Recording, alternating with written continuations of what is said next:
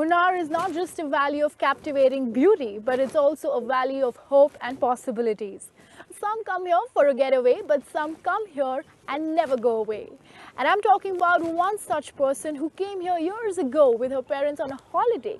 But little did she know back then that destiny had a different plan for her at Munnar. I'm talking about Nimi Sunil Kumar, an award-winning cookbook author, a culinary teacher, a freelance writer, well, the list is endless. But how did she get here? Well, I'm here to talk to her and find that out.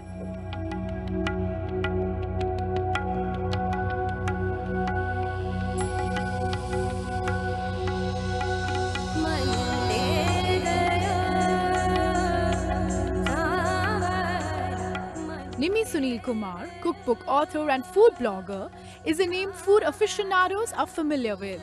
Her first book, The Lip-Smacking Dishes of Kerala, is a compilation of some of Kerala's most sought-after recipes with photographs and preparation notes, which is selected as the third best local cuisine book in the world from 187 countries around the world at the Government World Cookbook Awards 2013, which was held in Beijing, China.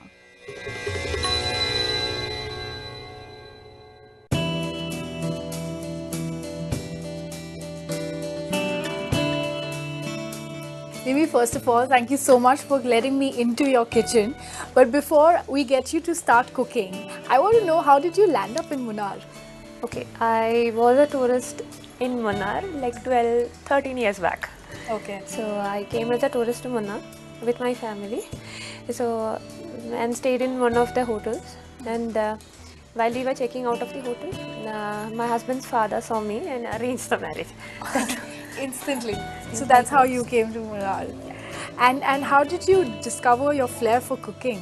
When you have the best critic in your house, Yeah. you will learn to cook.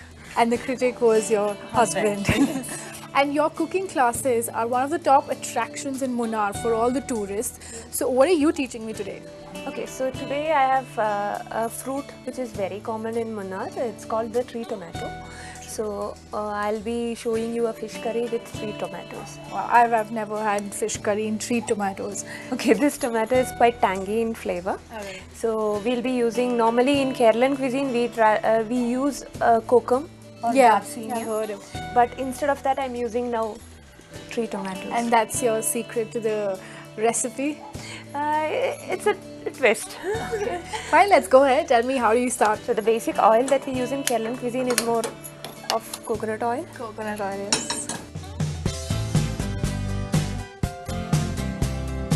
So I'm sure you've learned this with experimentation and everything throughout the years, right? Yes. So when you ended up writing your book for which you received an award, were you already through all the experiments and everything, or as you were writing you realized, okay, I must include this recipe, that recipe? Okay, so the first book came out in 2009. So the first book was more like, it had more of an advanced as well as the basic. So I didn't have much of an idea of like what to include. I just wanted to treasure the recipes. Yeah. So some of the authentic recipes. Yeah. Now the first book that came out, it was in 2009. But the award that I won was for my second book, second edition of my first book. And you write only about authentic Kerala cuisine?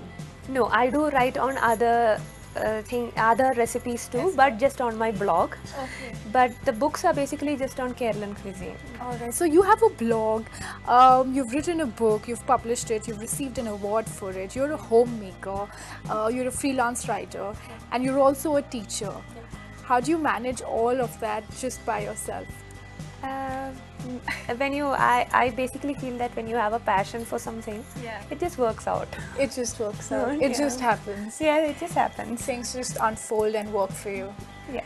Okay. So I guess the Now the coconut oil is heated up. Heated up. Now we have to shallow fry these.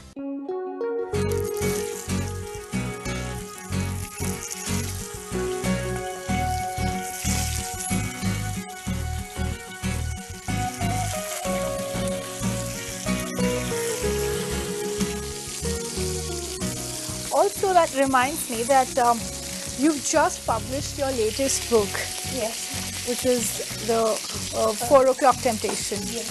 So what is that about? 4 o'clock, I took out that name just because there is a Malayalam word which says that Nalamani. Nalamani means 4 o'clock.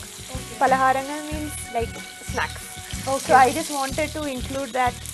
So everyone in South India usually makes it a point to have their snacks. At 4 o'clock. That's even more important than breakfast for them, is it? I mean, tea time is quite important. Quite I mean, important. So when you went on to win this award for your book, I mean, did you ever foresee it? Did you see that coming? Did you expect that it would ever happen? Because you sat to write the book for your own personal record of recipes, right? Yes. So how did this turn into an award-winning bookseller?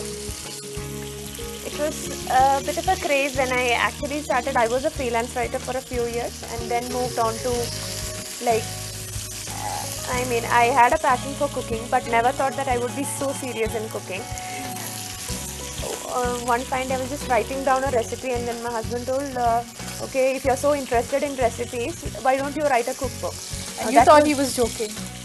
He was joking actually, so I just took it as, okay fine, I'll write a cookbook. That's how I started on my book. It was actually a lesson for me. Like, I never knew that there was so much of a difficulty in bringing out a book. Yeah. And you managed that all by yourself. So obviously, I'm sure that's going to be difficult, but it went on to get an award. Yes.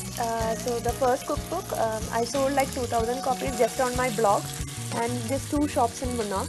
Okay. So I had no other like marketing Strategy. Nothing. Wow. But now it's all over the place.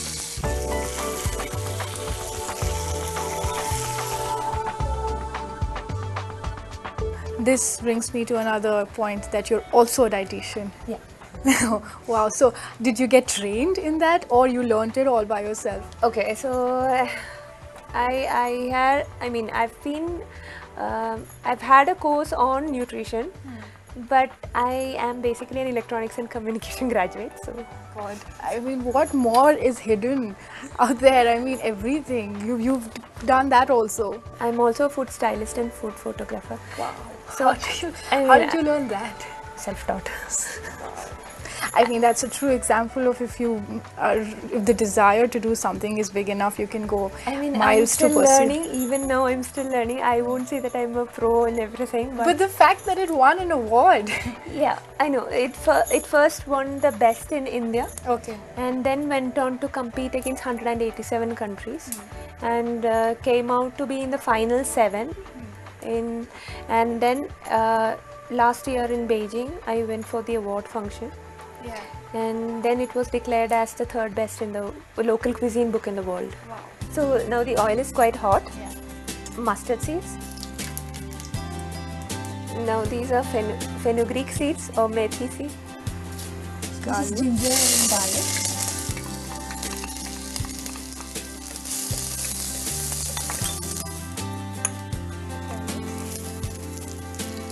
Better to use small onions than large onions because it's much more tastier. Okay. I didn't know that. The variety of things that you do, from being a teacher to a freelance writer to managing your own blogs. So how often do you go to your blog and answer all the queries and the questions? That must be pretty time consuming and demanding. It is time consuming, but the basic thing is that I try to include, once the kids are like off to bed, then I start on my blog.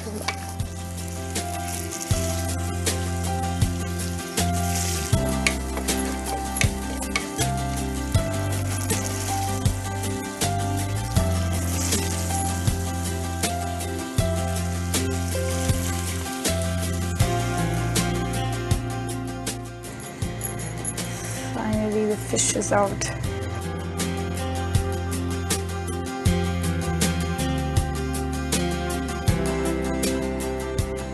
And I can taste everything that you put, and I'm not lying. I can taste the coconut flavor, the tangy flavor that you were talking about, and just how you rightly pointed out that the Kashmir chili doesn't make it too spicy, but you can feel it, feel the flavor, exactly like that. I'm hoping that once I get back and I try this, I know it's not going to turn out the same way as it did right now, but I hope I can somewhere get the similar taste. Thank you so much, Nimi, on that note, for having me here. I have to say that, people usually move to sort of big cities from small cities, as they say, to achieve big dreams in life. But you've reached out to the whole world and sharing your secrets to these wonderful recipes. I think only thing that you need is a desire to pursue big dreams. So thank you so much. It was quite an inspiration talking to you. You're welcome.